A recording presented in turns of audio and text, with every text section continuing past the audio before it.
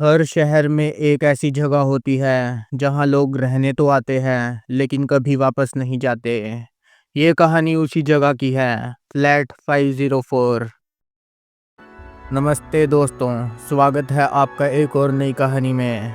मुंबई के BKC area में एक फ्लैट है जिसका रेंट आधा है, पर उसमें रहने वाला इंसान पूरा नहीं बचता। 504 नंबर फ्लैट। ना ये हॉन्टेड हाउस है, ना भूत की कहानी। ये उस शहर की सबसे महंगी बिल्डिंग का सबसे डेंजरस फ्लैट है, जहां रहने के बाद लोगों को लगता है कि उनके अंदर कुछ और आ गया है। पुलिस ने लिखा मेंटल ब्रेकडाउन, डॉक्टरों ने बोला स्किज़ोफ्रेनिया, लेकिन वो लोग जो वहां रहकर आए हैं, उन्होंने सिर्फ एक बात कही, मैं वो नहीं हूँ जो मैं लगता हूँ। अगर आपको लगता है मेंटल इलनेस सब एक्सप्लेन कर सकती है, तो इस कहानी का एंड मत देखना। पर अगर आपको सच का डर नहीं लगता, तो इस वीडियो को एंड तक ज़रूर देखना, क्योंकि इस बार भूत नहीं, खतरा तुम्हारे अंदर है। मुंबई शहर, जहां लोग अपने सपने लेकर आते हैं और कभी-कभी वापस ले जाते हैं सिर्फ खौफ। बीकेसी के बीच एक लग्जरी अपार्टमेंट कॉम्प्लेक्स है। High security, high profile, high rise. और उसी बिल्डिंग के 5th फ्लोर पे एक फ्लैट 3 साल से खाली पड़ा था। Flat number 504। रीज़न किसी को नहीं पता, या शायद किसी ने बताना ज़रूरी नहीं समझा। ऋतिक मेहरा 25 साल का सिंगल सॉफ्टवेयर इंजीनियर। कंपनी ने नई जॉब दी, उसने नया फ्लैट ले लिया। रेंट था आधा और व्यू ज़बरदस्त। उसने पूछा भी नहीं क्यों सस्ता है, क्योंकि शहर में सस्ते फ्लैट ज़्यादा नहीं मिलते और कुछ घर सस्ते इसीलिए होते हैं। पहली रात सब कुछ नॉर्मल था, लेकिन 3 बजे रात एक आवाज़ ने उसकी नींद तोड़ दी। ऐसा लगा जैसे ड्राइंग रूम में कोई कुर्सी खिसक रही हो। ऋतिक ने देखा सब कुछ ठीक था, पर कुर्सी थोड़ी सी हिली हुई थी। उसने सोचा हवा से हिले होगा। मुंबई में हवा भी कभी-कभी कुछ ज़्यादा ही तेज हो जाती है। अगली सुबह उसका फोकस काम पे नहीं था। कॉफ़ी ज़्यादा हो रही थी, नींद कम। उसने डिसाइड किया अगली रात फ्लैट में सीसीटीवी कैमरा लगाएगा, सिर्फ चेक करने के लिए, सिर्फ तसल्ली के लिए। उस रात कैमरा चालू था और 3 AM पर एक कुर्सी फिर हिली, पर इस बार फुटेज में एक परछाई दिखी। बालकनी के पास कोई खड़ा था, लेकिन जब ऋतिक ने लाइट्स ऑन करके देखा, दरवाज़ा अंदर से लॉक था। उस दिन के बाद ऋतिक कभी अकेला नहीं महसूस हुआ। प्रॉब्लम ये थी कि उसने कभी किसी और को वहाँ देखा भी नहीं। अगली सुबह ऋतिक ने सीसीटीवी फुटेज बार बार देखी।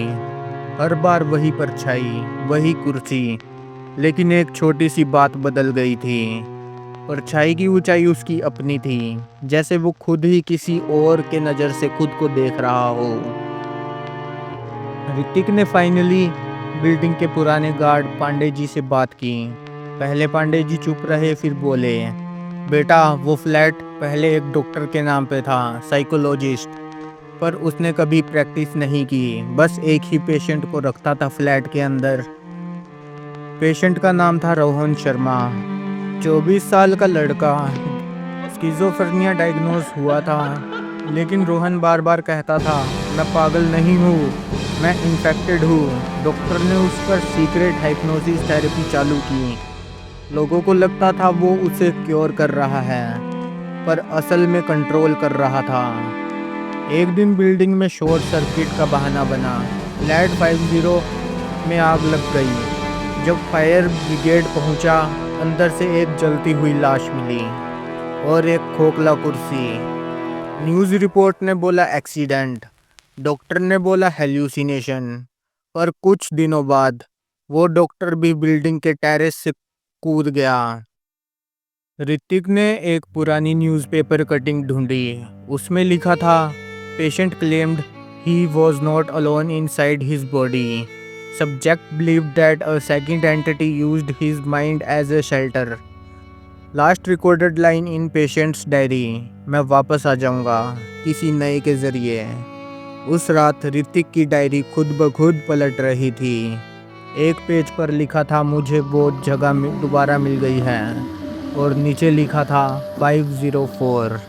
ऋतिक की ज़िंदगी बदल चुकी थी। वो अब अपने आप को कभी नहीं समझ पाता था।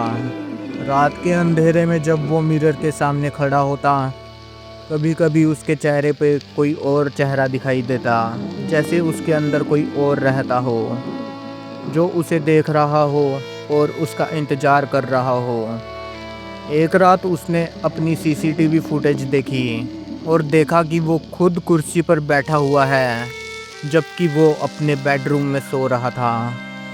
वो शक की हद तक परेशान था कि क्या वो अपनी बॉडी से अलग हो रहा है।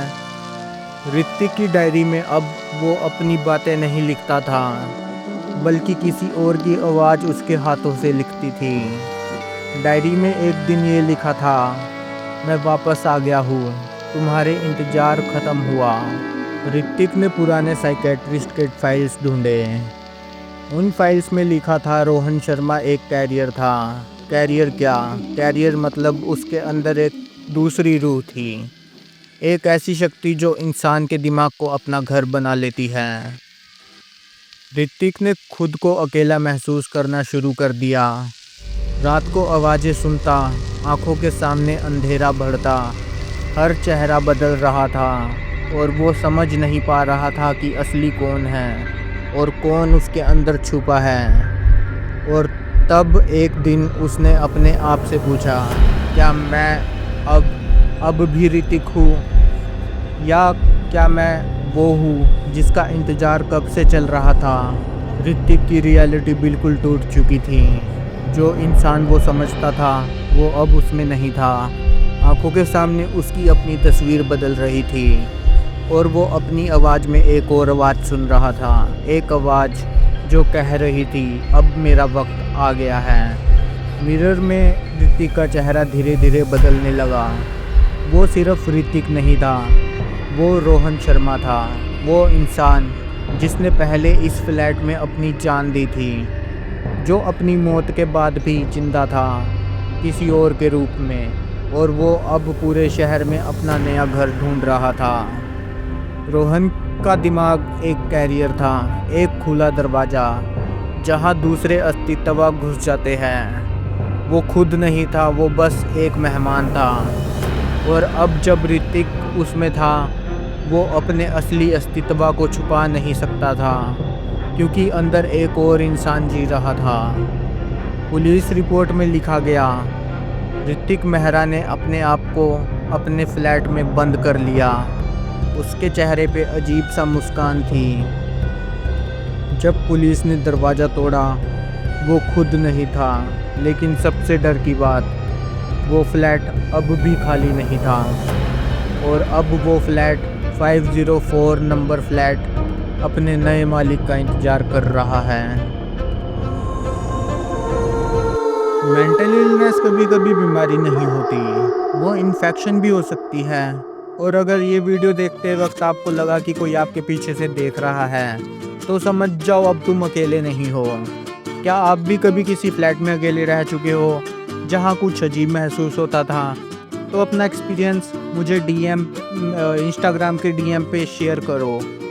और अगर रात को मिरर में कुछ अलग दिख जाए, सिर्फ एक वर्ड लिखना, लेट।